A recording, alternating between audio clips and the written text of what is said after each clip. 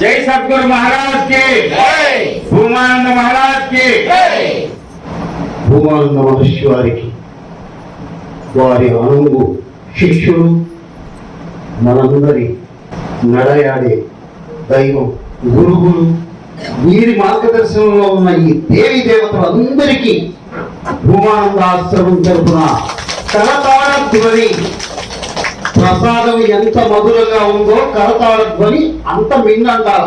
ఏది మరొకసారి భూమానంద ఆశ్రమానికి బ్రహ్మానంద మహర్షికి. ఒక మహానుభావుడు ధ్యాన నిమగ్నమై సముద్ర తీరంలో నదీ ప్రాంతానికి దగ్గరలో ధ్యానంలో ఉన్నట్ట. మీకు తెలిసినదే, మహానుభావుడు ధ్యానంలో ఉన్నప్పుడు ఏ చేప పిల్లో ఏ పక్షి పిల్లో వచ్చి చేతిలో పడుతుంది. అప్పుడప్పుడు ఒక మహానుభావుడికి ఒక మహర్షికి ఆ మహర్షుల వారి అరచేతుల్లో ఇలా ధ్యానంలో ఉన్నప్పుడు ఎలుక పిల్ల ఒకటి పడిందంట. ఏ పిల్ల పడిందండి? ఎలుక పిల్ల. అమ్మ ఎంత బాగా చెప్పింది. మిగతా వాళ్ళకు చెప్పడం రాదా? వచ్చు. ఏమో మనమే ఎందుకు చెప్పాలా? ముందు కూర్చున్న ఆ అమ్మే చెప్పాలి. ఈ ముందు కూర్చొని ఈ అమ్మే భజన ఈ రెక్క అడిచి చెయ్యాలి. నేను నెలకు రెండు చూస్తే సరిపోతుంది. చేసుకున్న వారికి చేసుకున్నంత మహదే చేసుకోవాలి. ఇంత దూరం వచ్చాం, వినాలి, పదములు పట్టుకోవాలి. అప్పుడు ఆ పదం మనకు దొరుకుతుంది, ఆ దారి మనకు చిక్కుతుంది. మరి ఆయన చేతుల్లో ఏ పిల్ల పడింది చెప్పండి. ఇప్పుడైనా ఏమోనయ్యా, ఏ పిల్లలు, 4 పిల్లలు, 5 పిల్లలు, ఏ పిల్లలు అంటే పాయ. నేనన్నా చెప్పడం పొరపాటు పడి ఉండాలా, మీరన్నా వినటం పొరపాటు పడి ఉండాలా? నేనైతే మీరైన వారని నాకు తెలుసు. ఈ ఆశ్రమంలో అడుగుపెట్టిన వారందరూ దేవతా సమానులే నా దృష్టిలో. ఈ దేవతలందరికీ అబ్బా మీరైతే ఎంత బాగా చెప్పుకున్నారండి. చప్పట్లు కాదు, బ్రహ్మాండంగా రాదమ్మా, ఉప్పేసి చేసే అట్లు లాగా బ్రహ్మాండ. మరొకసారి బ్రహ్మానంద మహర్షికి. ఇప్పుడు కదా జన్మధన్యము. ఏ పిల్ల పడింది మహర్షి చేతిలో? అబ్బా ఎలుక పిల్ల పడింది. ఈయన అయ్యో ఏంటి నదిలో నుంచి చేప పిల్ల పడ్డా అదొక అందంగా ఉండేది, మరి నాకేమిటి మత్స్యావతారం కాకుండా మరి మూషికావతారం పడింది ఏమిటి అని అసహించుకోరా. ఆయన అసహించుకున్నాడా? నో. వస్తే రాణి అనండి, వస్తే పోతే ఉంటే. ఎక్కడ ఉన్నమాటారు? ఇద్దరు వచ్చా, ఒకళ్ళకి ఇద్దరు రేపు ఆడ ఉండాలి. ఇవ్వాలంటే స్వామి భవనాన్ని ఇక్కడ ఉన్నమిచ్చారు, రేపు ఎవరు ఇంటికి రమ్మంటారు. మరి రమ్మంటారు మీరెవరు? వాళ్ళు రమ్మంటారు. ఆ దంపతులు ఇద్దరికి ఒకసారి కరతాళ ధ్వని. ఏం కావాలండి మార్పు? ఇదే మార్పు, అదే ఓర్పు. ఆ స్వామి ఆ ఎలుక పిల్లను ఒక్కసారి దయతలచి, అమ్మా ఎంత అందంగా ఉన్నావు నువ్వు, నా అదృష్టం పండింది. నిన్ను 16 ఏళ్ల వయస్సులో ఉన్న బాలికలాగా అవ్వాలి అని దీవించి వెంటనే వితిన్ సెకండ్స్ ఒక 16 ఏళ్ల పడుచు పిల్లలాగా తయారై మీలాగా అందంగా నాట్యం చేస్తూ ఉన్నటువంటి ఒక అమ్మాయి అవతరించింది అక్కడ. ఎందుకు మరి చిన్న పిల్లలాగా ఉంటే మళ్ళీ ఎన్ని తెలుసుగా, నిన్న మనకి పిల్లి పిల్లలు తెస్తే మొత్తం పాలు అవుతున్నాయి, అక్కడ అంతా పెడుతున్నాయి. ఈ బాధంతా లేకుండా, పెంపకం లేకుండా ఆయన ఏం చేశాడు? చక్కగా మరి పడుచు పిల్లలాగా తయారు చేశాడు. చూడండి, వచ్చిన అవకాశాన్ని వాడుకోకపోతే ఎంత ఇబ్బంది పడతాం అనేది స్వామి ఉపన్యాసంలో మనం గ్రహించడానికి ఈ కథ మేము ముందు ఉంచుతున్నాం. అందరూ కూడా మెచ్చుకున్నారు. స్వామి ఎంత బాగుంది ఈ పిల్ల. వాళ్ళకి తెలియదు ఇది ఎలాంటి పిల్లని. స్వామి దయతో మరి అది మంచి అందమైనటువంటి ఆ పొడుచు పిల్లలాగా తయారై చక్క నడుస్తూ, ఆ నడుస్తుంటేనే భయం ఎక్కిస్తుంది, హంసలనిక నడుస్తుంది. ఇందాక అమ్మాయి ఎంత చక్కగా డాన్స్ వేసిందండి. ఒక మంచి పాటకి ఎంత చక్కగా డాన్స్ వేసింది. అది మీరు వేయలేదని కాదు, లీడింగ్ పర్సన్. ఒక గ్రూప్ డాన్సర్ లో ఒక లీడింగ్ చేస్తారు. చక్కగా వేసావు. ఆ అమ్మాయికి ఒక్కసారి ఆ నాట్యకార్యానికి కాప్స్ ఇవ్వాల్సిందే. పిల్లలు ఎంత బాగేశారు. వాళ్ళు బాగేస్తుంటే చూసేవాళ్ళు కూడా మంచి తెలివైన వాళ్ళు. వీళ్ళు చూస్తూ ఉన్నాడు, చక్కగా చిత్రీకరణ చేశారు. ఆ అమ్మాయి అమ్మ కూడా క్లాప్స్ ఇద్దాం. చక్కగా కెమెరామెన్ లాగా నిర్వహించింది. తెలివితేటలు తను చూస్తూ ఉంది, మరి ఇంటి దగ్గర రాలేని వాళ్ళకి చూపిస్తూ ఉంది. చూడండి నాలెడ్జ్ ఎట్లా ఉంటుందో. అప్పుడు ఆ స్వామిని అందరూ మెచ్చుకున్నారు. స్వామి అమ్మాయి చాలా అందంగా ఉంది, చక్కని ఈ పిల్లలు ఇట్లా అడుగుతూ అంటే ఆయన కూడా ఆనందపడ్డారు. ఆ అమ్మాయి మీ ఒక ప్రశ్న వేస్తాడు.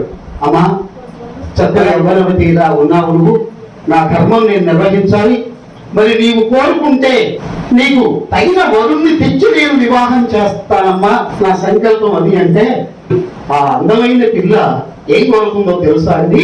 నాకు తగిన వరుణ్ణి తెచ్చి మీరు చేస్తానంటే నేను కాదమ్మునా, మీ యొక్క సంకల్పం నెరవేర్చండి అంది.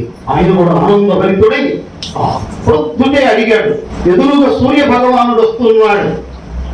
సప్తాశ్వరథమారూఢం చంద్రం కశ్యపాగ్రం శ్వేతపద్మధరం దేవం త్వం సూర్యం ప్రణమామ్యహం త్వం సూర్యం ప్రణమామ్యహం అని దేవతలు సైతము సూర్యారాధన చేస్తాడు ఉదయమే. సూర్యుడు లేకపోతే మనకు ఆహారం లేదు.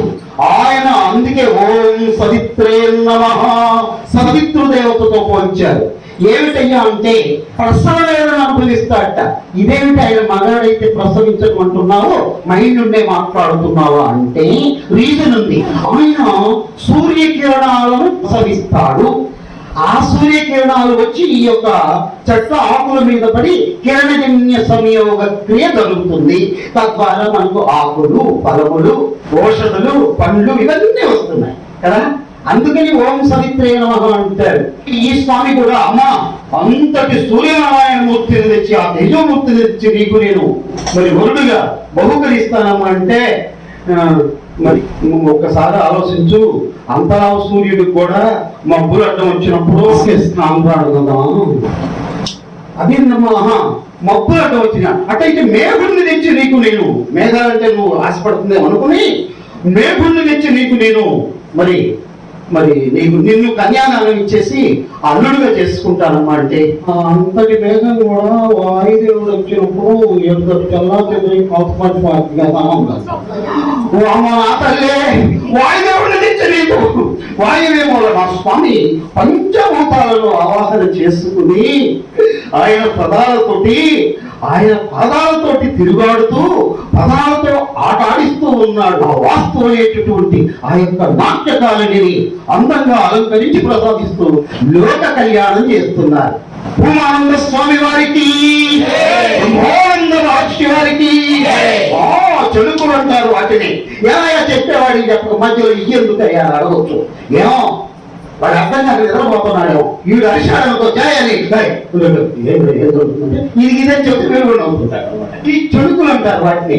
మరి అప్పుడు అమ్మా మరి వాయుదేవుడిని తెచ్చి చేస్తానమ్మా అంటే నాన్న అంతటి వాయుదేవుడు కూడా పర్వతం అంట వచ్చినప్పుడు అటు బాబు ఇటు పడిపోతాడు నాన్న.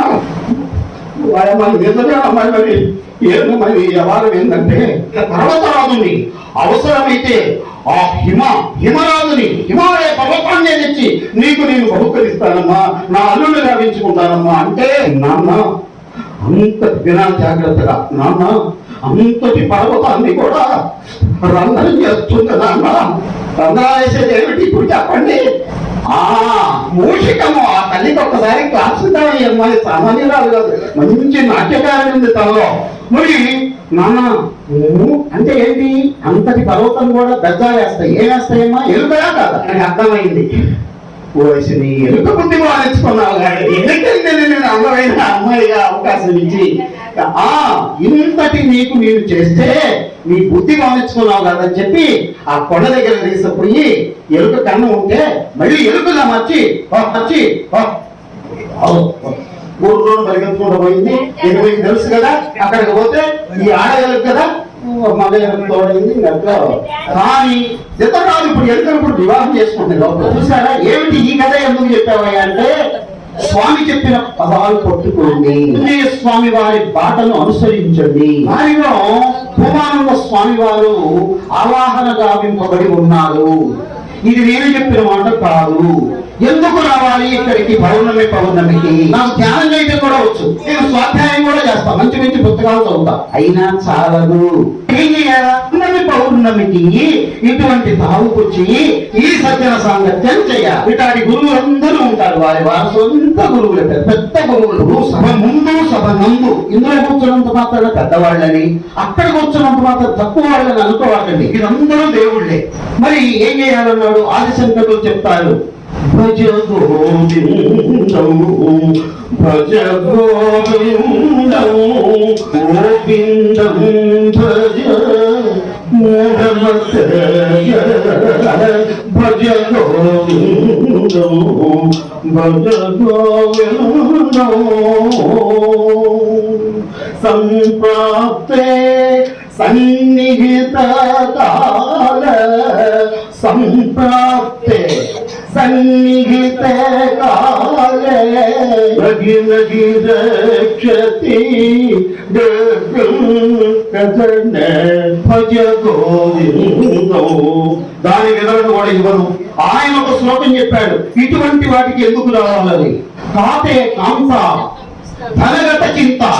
ఎంతసేపు నా భార్య, నా పిల్లలు, నా ధనము, నా మూట, నీ శరీరమే నీ వెంట రేపు రాదు. ఆయన అందుకే చెప్పాడు, పాతే కాంత ధనగత చింత వాతుల కింతగా జగతి నియంత జగతి సజ్జన సంగతి లేక భవతి భవాండవ తరుణే నౌక అన్నాడు. ఈ యొక్క భవసాగరాన్ని ఈదడానికి ఏకైక నౌక మార్గం ఉందయా. అదే ఏమిటయా నౌక పేరంటే సజ్జన సాంగత్యము. చెప్పండి, ఏ సాంగత్యము? సజ్జనులు ఉన్నారు ఇక్కడ, సద్గురువులు ఉన్నారు ఇక్కడ. ఆ మాట అన్నా పుణ్యమే, విన్నా పుణ్యమే. చాలా ఎలుక బుద్ధిలాగా మనం కూడా ఇంత దూరం వచ్చి కూడా అయ్యో గురువుగా చెప్పారు, ఆ పిల్లకి చెప్పామొచ్చా ఈ టీవీ అవుతుందా ఏమో ఎండమావుడు సీరియల్లో పడి అది మర్చిపోయి ఇక్కడున్నంతసేపు అన్నా హాయిగా మరి నా మీద దయ ఉంచి 2 నిమిషాలు ధ్యానంలో ఉన్నాం. భూమానంద ఆశ్రమంలో ఒక్కసారి ధ్యానంలో ఉన్నాం. మీ తాళాలు ఎక్కడికో నేను కాపలా కాస్తాను. ఒకసారి ఇట్లా ధ్యానంలో కూర్చుందాం.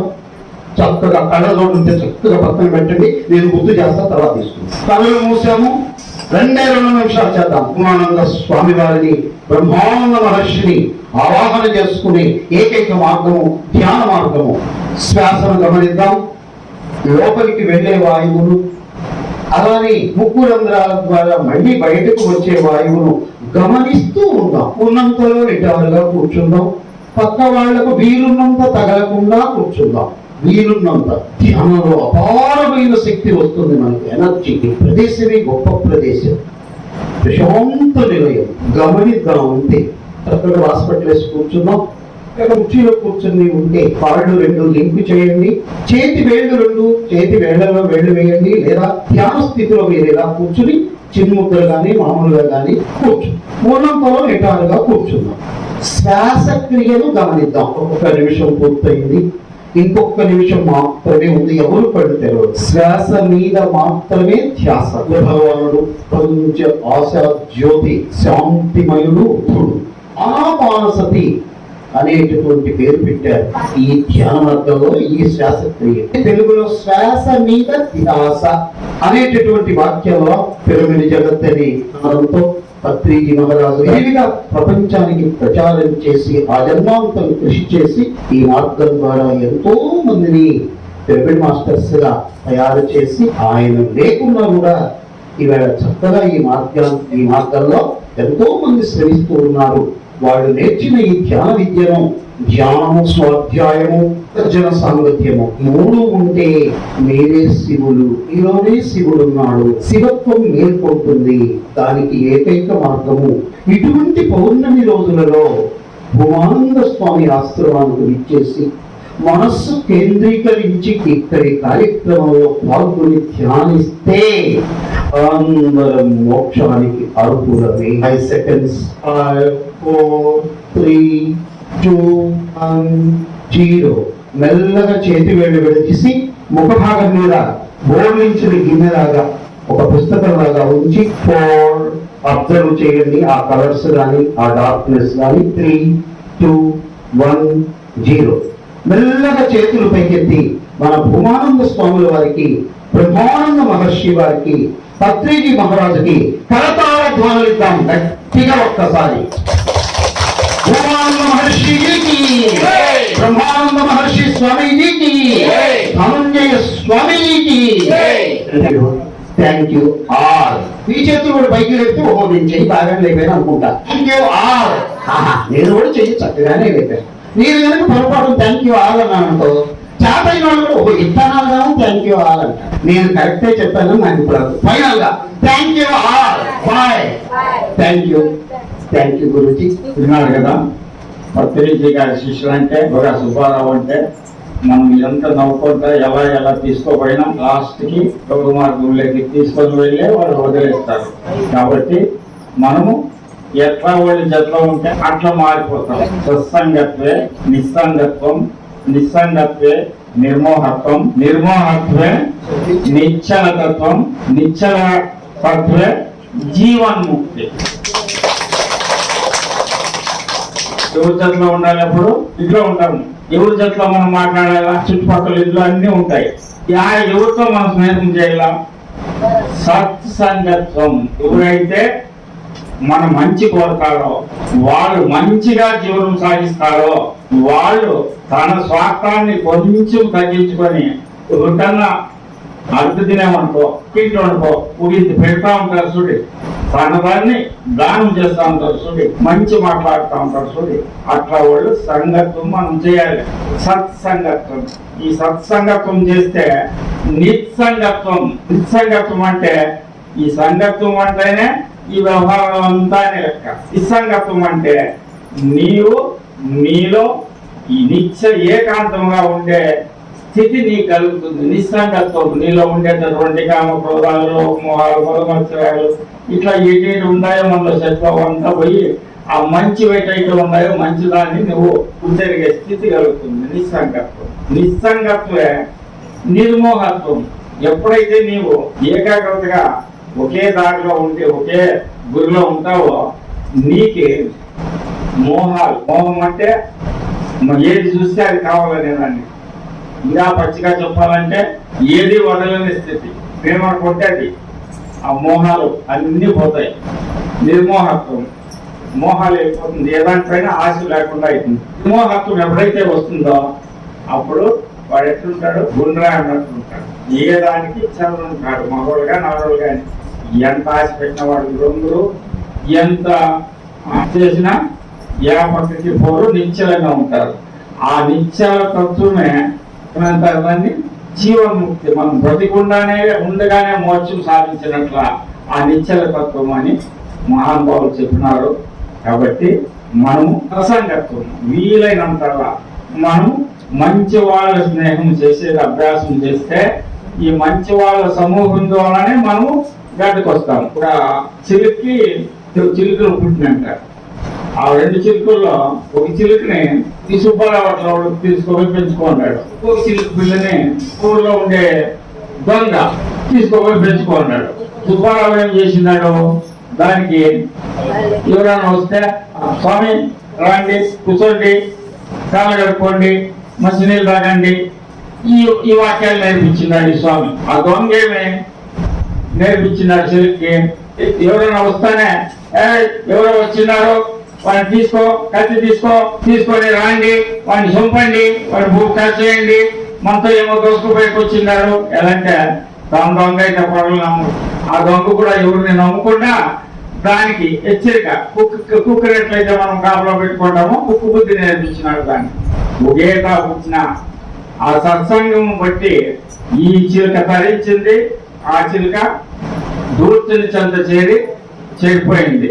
కాబట్టి మనం కూడా ఈ సత్సంగత్వం ద్వారానే సద్గురువు కూడా దొరుకుతాడు. ఆ సద్గురువు ద్వారానే నువ్వు భగవంతుడు దొరుకుతాడు. ఆ భగవంతుడి ద్వారానే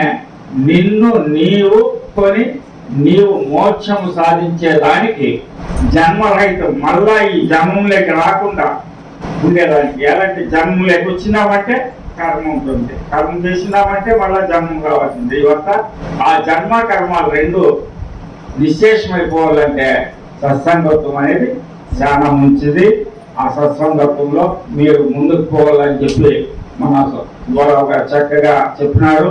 దాంతో పాటు ధ్యానం, ఇప్పుడు ఏమైతే ధ్యానం ఆయన చెప్పించినాడో దాన్ని మీ ఇంట్లో కనీసం ఒక 2 నిమిషాలు, 4 నిమిషాలు, 5 నిమిషాలు ఇట్లా ప్రారంభం చేసి ఒక్కో నిమిషమే ఎక్కించుకుంటూ పోతే మీకు నిశ్చలతత్వం వస్తుంది. నేను ఎలా వెళ్ళాలి, ఎవరి దగ్గరికి పోవాలి, యాడ కూర్చోవాలి, యాళ్ళు వెళ్ళాలనే జ్ఞానం వచ్చి మంచి మార్గంలో కూర్చొని మంచి సద్గురు చెంత చేరి మీరు ఖచ్చితంగా తరిస్తారని తెలియజేస్తూ దివి నుండి భూమికి దిగి వచ్చిన దివ్యాత్మ స్వరూపులందరికీ కూడా మా ఇద్దరి తరపున మీరు ఉదయాన్నే లేవగానే ఏం చేస్తారు?